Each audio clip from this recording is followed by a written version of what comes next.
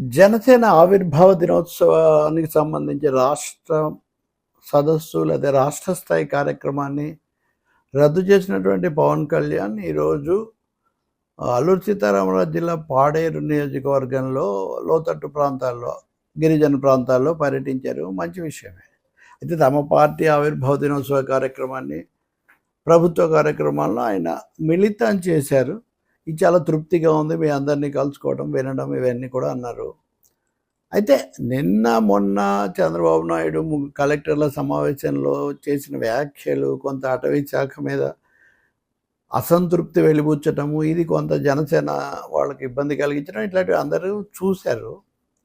ఈరోజు కూడా జనసేన వాళ్ళు అనేక చోట్ల కార్యక్రమాలు జరిపినప్పుడు కొంతమంది అసంతృప్తి నాయకులనండి కాస్త ముక్కుసూటిగా మాట్లాడేవాళ్ళు అసంతృప్తి వెలిబుచ్చారు. మన ప్రభుత్వం కాబట్టి మనం ఏం మాట్లాడలేకపోతున్నాం ఈ పద్ధతిలో. పవన్ కళ్యాణ్ మటుకు రాజకీయాల జోలికి పోకుండా అధికార కార్యక్రమంలాగా జరిపారు. గిరిజనులకు, తర్వాత కొండలలో బాగా కొండ చివర గ్రామాలు లేదా లోతట్టు రోడ్లు లేనివి, డోలీల మీద వెళ్ళేవి, ఇలాంటి వాటి గురించి అక్కడ ఉన్న ప్రజలు ఆ సమస్యలు ఆయనకు చెప్పారు, విన్నారు కూడా. వినే సందర్భంలో సరే, తమ ప్రభుత్వం వచ్చిన తర్వాత చాలా బ్రహ్మాండంగా చేస్తున్నాము, చాలా కొద్ది ఇళ్ళు ఉన్నటువంటి ఊరికి కూడా 2 కోట్ల రూపాయలతో రోడ్లు వేసాము, ఇలా కొన్ని చెప్పారు. కానీ వాస్తవం ఏమంటే గిరిజన గ్రామాల్లో ఇప్పటికీ చాలా తీవ్రమైన సమస్యలు ఉన్నాయి, ఆరోగ్య సమస్యలు కూడా ఉన్నాయి. అంతేకాకుండా ఈ మధ్యకాలంలో అణు కేంద్రాల దగ్గర నుంచి, ఖనిజాల తవ్వకం దగ్గర నుంచి పీపీపీ మోడల్ పెరుగుతున్న కొద్దీ ఆదివాసీ ప్రాంతాలు విధ్వంసానికి గురవుతున్నాయి. ఇది ఉత్తరాంధ్రలో చాలా ఎక్కువగా ఉంది ఆయన వెళ్ళినటువంటి చోట. అలాంటి ప్రస్తావనలు ఏమీ అక్కడ వచ్చినట్లేదు, ఆయన కూడా వాటిని ఏమీ చెప్పలేదు. అలాగే ఉద్యోగాల నుంచి తొలగించబడిన కొంతమందికి సమాధానం, ఉద్యోగాలు పర్మనెంట్ చేయాలని అడిగిన కొద్దిమందికి సమాధానం ఆయన కాకుండా నాదెండ్ల మనోహర్ చెప్పారు. ఇది పెట్టుబడులు రావు అనే ఉద్దేశంతో చేయలేదేమో, పరిశీలిస్తాము అది ఇది అన్నారు. అలాగే రైతులు పసుపు ఇంకా కొన్ని వాటికి సంబంధించి ధర రావటం లేదు.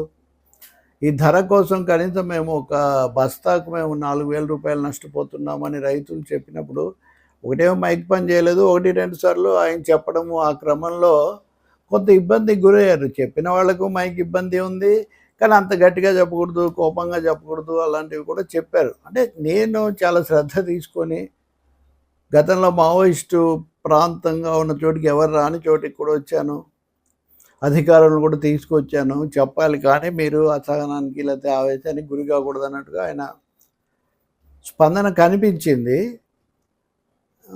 ఓకే, బాధలో ఉన్నవాళ్ళు నిజంగా అలాగే ఎక్కువగా చెప్తారు, కోపంగా కూడా చెప్తారు, వ్యక్తిగత సమస్యలు కూడా ఎక్కువగా వస్తాయి. ఇలాంటివి ఆయన ఇటీవల చాలానే చూశారు. అంతకుముందు ఆయన పర్యటనకు వెళ్ళినప్పుడు కొన్ని హామీలు అవి ఇచ్చారు, ఇంకా కొన్ని వాటిలో మిగిలే ఉన్నాయి. ఇంకొకటి, ఈ సందర్భంలో రాజకీయంగా చూస్తే మటుకు ఎక్కువగా నరేంద్ర మోదీ కేంద్రం వాటి గురించి ఆయన చెప్పారు. కూటమి ప్రభుత్వం పీపుల్స్ ఫ్రెండ్లీ ప్రభుత్వం అది ఇది చెప్పారు.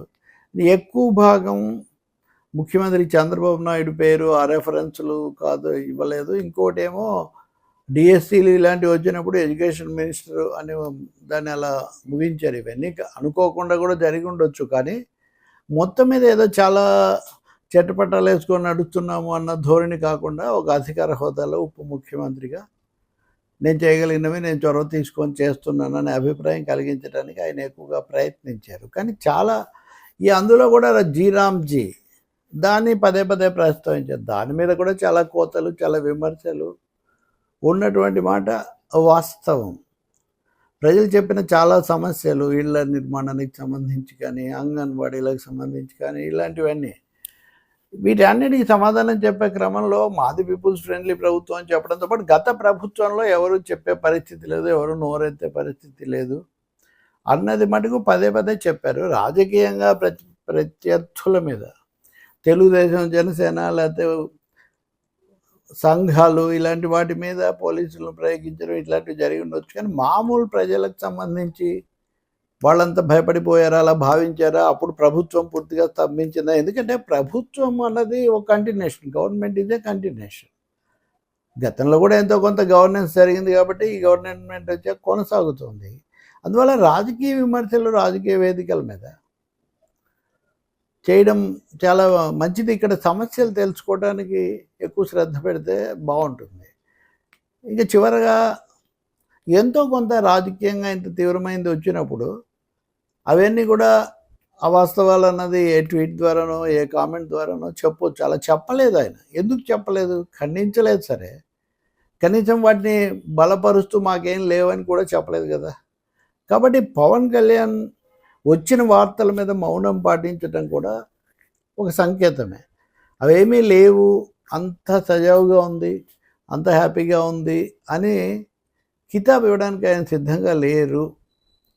కొంత అసంతృప్తి ఆయన దాచుకొని ఉన్నారనేది ఈరోజు మాటల తీరు దాన్ని బట్టి అర్థమవుతుంది. ఇలా చెప్తే కొంతమంది నచ్చపోవచ్చు, కానీ రాజకీయ సంకేతాలు అలాగే ఉంటాయి.